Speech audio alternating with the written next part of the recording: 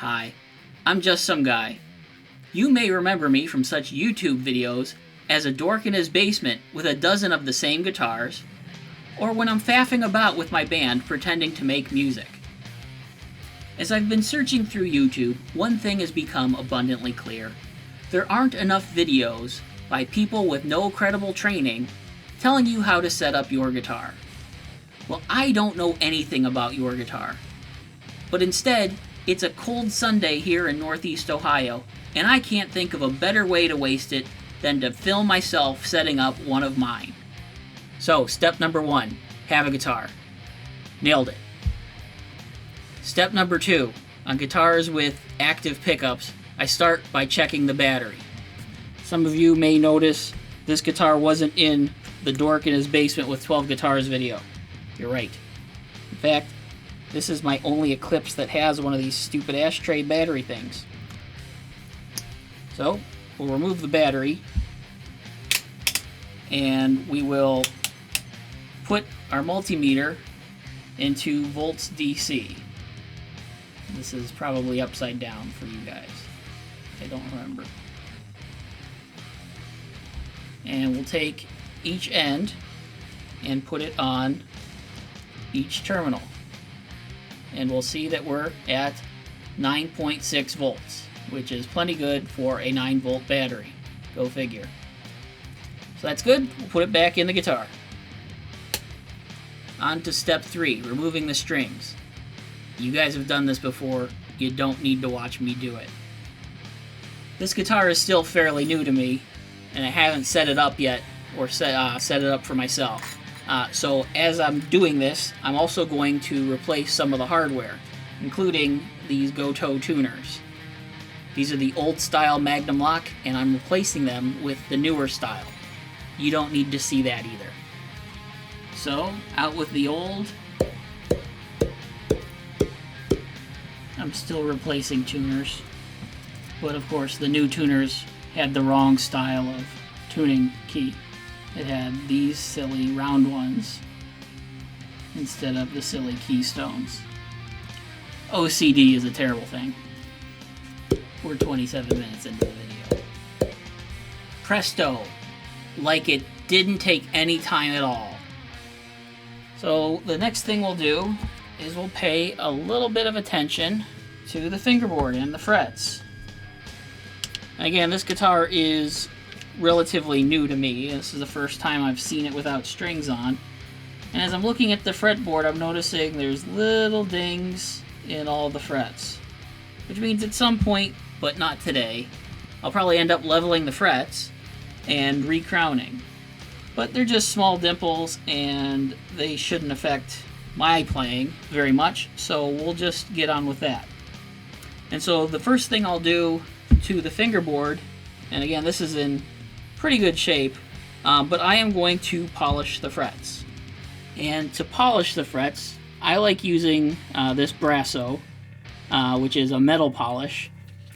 I like using a liquid because unlike fret erasers or steel wool, I don't have to worry about it getting dust into the pickups or behind the pickups and into the magnetic parts. Instead, I can just use a couple of paper towels and everything will work out just fine. So what I'll use is a little bit of blue painter's tape, really low tack. We don't need a whole lot going on. We just need to block off the wood. So I'll rip off 2 strips and I'll start at the last fret.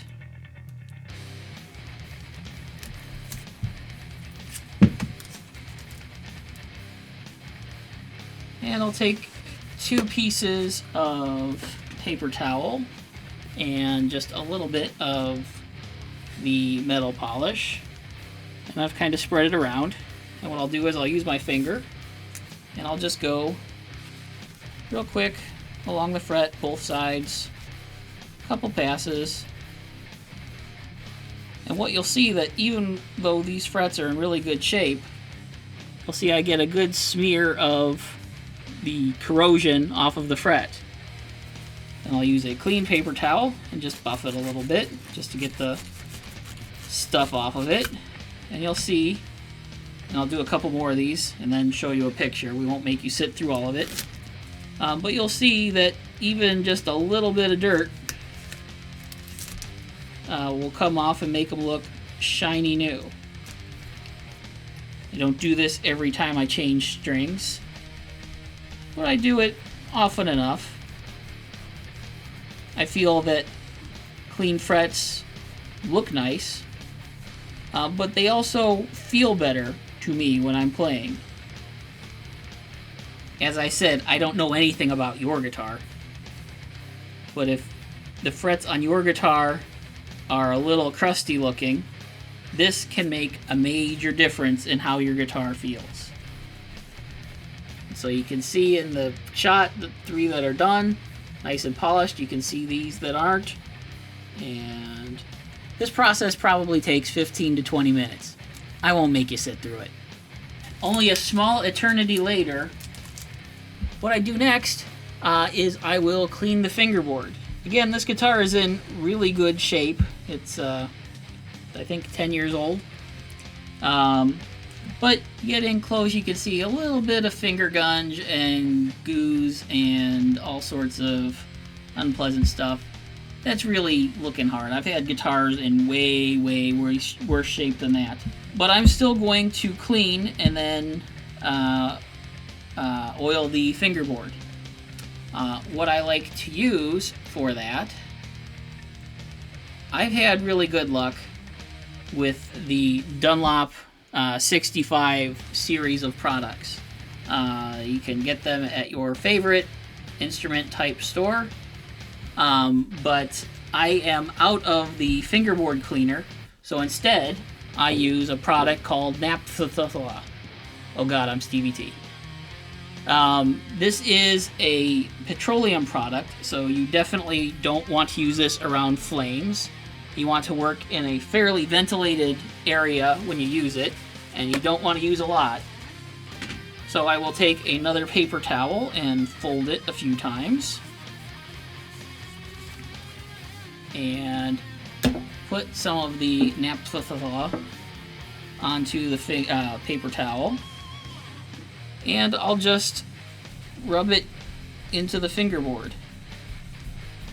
And on a fingerboard that's just a little tarnished or a little bit gummy like this one is, just using your fingers probably good enough. But on worse ones I've used edges of old gift cards or something small that you can really work into the edges of the frets. And what this does is it loosens up the grime and cleans it off of the fingerboard. Usually I'll oil the fingerboard or rehydrate the fingerboard once a year, but it's February in Northeast Ohio, which means the humidity is really low, and since this is a new-ish to me guitar, I figure it's worth going through all the paces just to know where it's starting at. The downside to using naphtha is that it will remove the moisture from the fingerboard. So after it's had a brief time to flash off, to dissipate, if you will, using my big science words, is to rehydrate it with the oil. And again, I like the Dunlop products. I assume this is just a version of a boiled linseed oil. What's nice about this bottle is it has a sponge applicator on it. There's a little valve in here that will release some. I don't totally coat the fingerboard when I do this. Instead, I just hold the top and shake a little bit into the sponge and then wipe the sponge onto the fingerboard. I'm not coating the entire fingerboard, even though it may look like that, but I'm just using whatever ended up in the sponge on the board itself. I'm going to take a paper towel here and work it in just a little bit into the frets, get into the edges, and then I'll wipe the rest of it off. You don't need a ton to bring the board back. Next up, new strings. I use Ernie Ball 12 to 56 on my Eclipses because they are tuned to C standard, which is what the band uses. And you've been here, you've done this, you don't need to see strings put on the guitar. Presto. The strings are on, and we're in tune-ish. From here, this is where it gets a bit more nerdy. I like to use measurements to get my neck relief, my string height, all of that good stuff, because it lets me recreate this setup. I like having numbers because I'm a nerd. So with the strings on, the first thing I'm going to do is check the neck relief. And I'm going to do that by putting a capo on the first fret, just like that, and then taking a feeler gauge, and it is 10/1000ths of an inch, or .010 inch. And I'm going to take the guitar and hold it around the 15th fret, or where the neck meets the body, and then I'm going to take the feeler gauge at the 8th or 9th fret and just slide it in. And the relief is good when, to me, when the low E string that I'm pulling down just kisses the top. And right now there's a bit of room, and that's not surprising because I have heavier strings on the guitar, and even at a lower tuning, the heavier strings will pull on it. So I'm going to tighten the truss rod.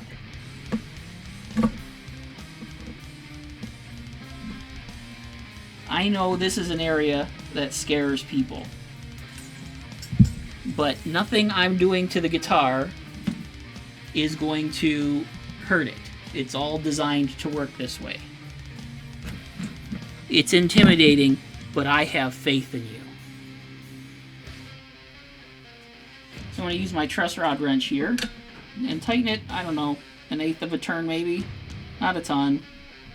Tweak it there. Position, we'll tweak it a little bit more, and then we'll go and we'll test it again. What we're doing by putting the capo on the fret and putting your finger on the 15th is we're making a straight line, theoretically, right over the tops of the fret. So now we have a straight line that just goes over, and again I'm going to take the feeler gauge and put it in. And I don't know if you can tell or hear if I shut up. It's just kissing the top at both the 8th and 9th fret. I'm going to call that good for right now. But I will come back probably tomorrow after the guitar's had some time to settle in and the strings have stretched a little bit more than I've stretched them. And we'll test it again, and we might make another small tweak after that. Okay, so we've got the relief set to where I like.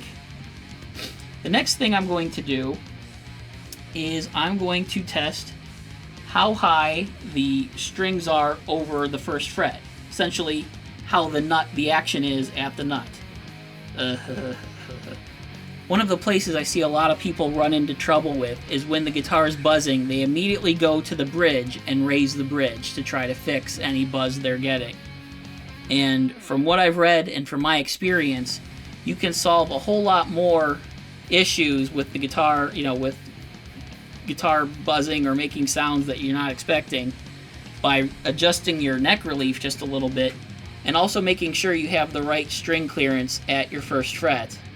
The number I've come up with is trying to get about 20/1000ths of an inch, .020 inches, or about 1/2 millimeter.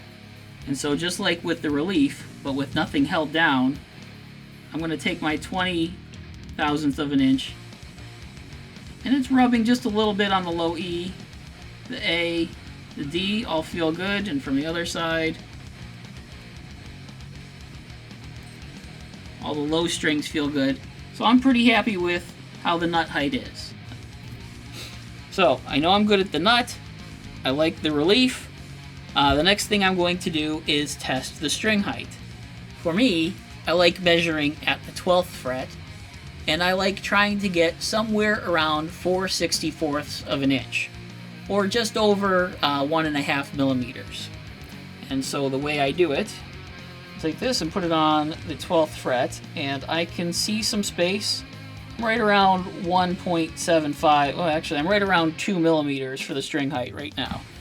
So, since I'm going down, I don't need to worry about loosening the strings, and I can just lower the height a little bit.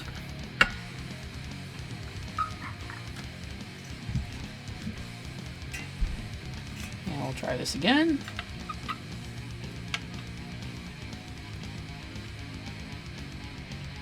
We can take it just a smidge lower.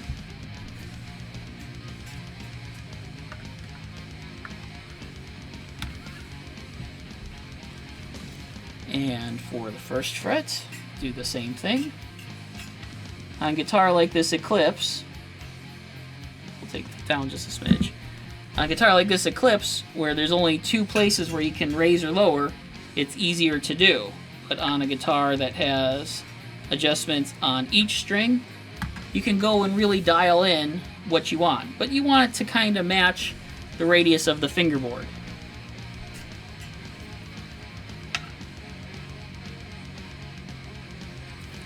We'll call that good to start. So we've got our string height where we want it. We've got our relief where we want it. Next thing we'll do is we'll tune it back up and we'll work on the intonation. We're in tune, so I'm going to play my low E string. Intonation's a bit tricky for me because I want to set the intonation based on how I play the string. And so when I'm playing up near the 12th fret, I want it to ring the proper note with the string tension my fingers put on it. So I'll hold down on the 12th fret about as hard as I would fret it when I'm playing and play the note. And I can see I'm just a touch sharp.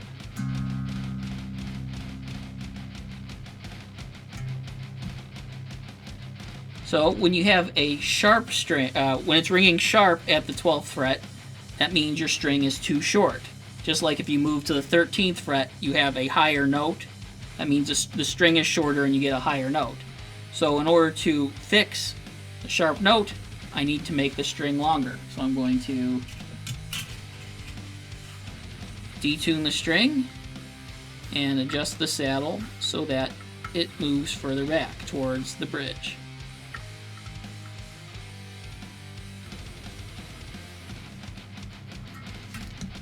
And tune it again.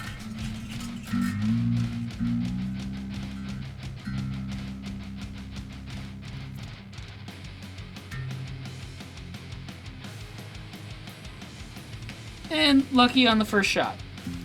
Do the same on the A string.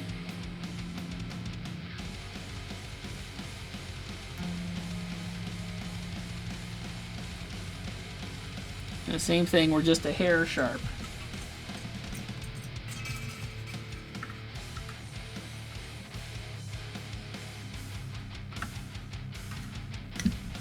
And so we'll continue this process through all the strings. You don't need to be here for that. The last thing to do is to check the pickup height. Oh, and you may notice that from time to time the guitar I'm working on changes and my hair is longer. And that's not because I tried this video once on a different day and didn't like how it turned out. It's probably something with your Wi-Fi connection. If you fret the lowest fret of the guitar and measure it, it should be about 1/8 of an inch on the bass side of the pickup and 3/32 on the high side. But we'll put the thing here, and pulling it here, it looks to be, oh, okay, we're about 1/8 of an inch from there. And I go a little bit lower, actually it's a little bit higher on the neck pickup. I usually end up having the neck pickups lower, especially with the EMG set, because I find the neck to be quite a bit louder. So I back them down just a bit to add, to help control the volume difference between the two pickups. but we're at 1/8 of an inch on the base side of the bridge pickup. And that would be 332s, which would be 664s. So we could actually come up a bit on there.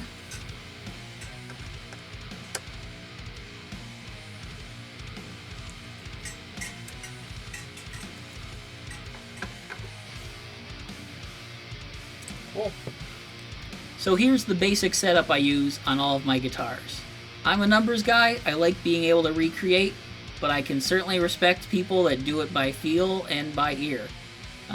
There are dozens of ways to set up your guitar. Both of the comments I get on this video will probably be telling me everything I've done wrong, but it works for me. I asked myself why I wanted to make a video like this, and I don't have a really good answer, but I think that this is something that intimidates people. And in a basic setup, there's nothing that we've done here today that could in any way damage the guitar unless we dropped a screwdriver on it. Adjusting the truss rod, we're dealing with 1/8 of a turn or 1/4 of a turn to be able to dial in the relief that we want. We're changing strings, we're putting a little bit of oil on the fingerboard and cleaning it up.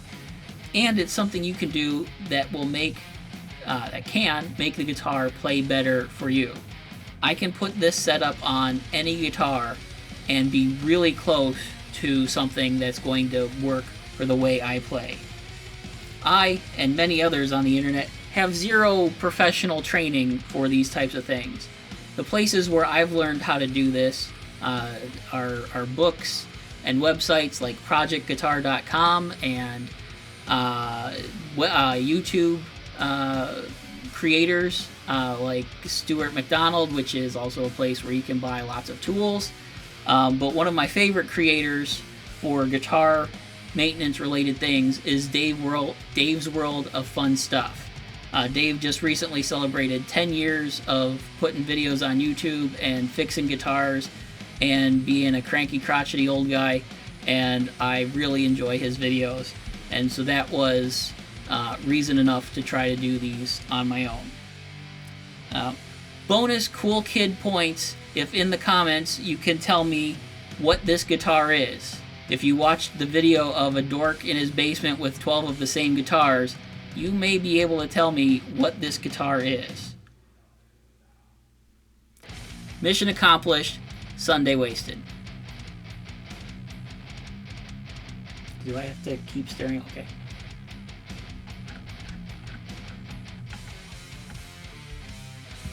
Have fun editing silence, dumbass.